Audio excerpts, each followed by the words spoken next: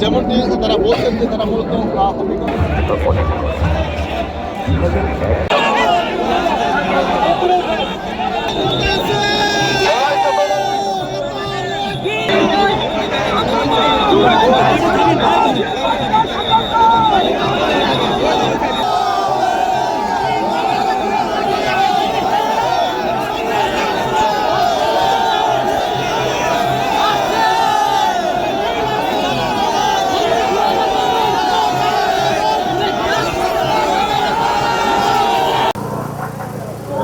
London two Dhaka express থেকে আমি নাদিম হোসেন রয়েছি আপনাদের সাথে থাকবো আজকের পুরোটি সময় জুড়ে তুলে আনবো লিডার আসছে শিরোনামের প্রতিটি চিত্র, প্রতিটি সময়ের প্রতিটি মুহূর্তের ছবি।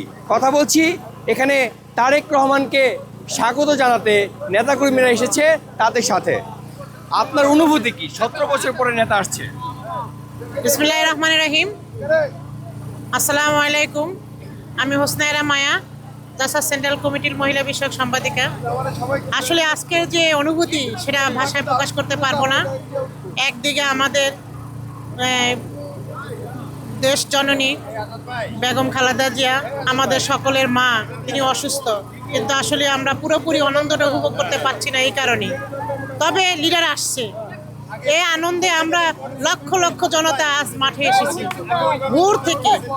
তবে সবার কাছে একটাই আমার দোয়া, যে সবাই যেন আমাদের লিডারকে সব মন থেকে দোয়া করবেন, তিনি যে বাংলাদেশে এসে বাংলাদেশের মানুষের মুখে যেন একটু হাসি ফুটাতে পারে।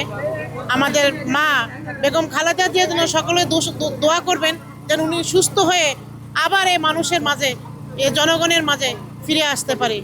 এই কামনে আমি সকলের কাছে করছি, সবার কাছে আমি দোয়া চাচ্ছি। অপেক্ষার ভোর শেষ, সবার আগে বাংলাদেশ। আসসালামু আলাইকুম।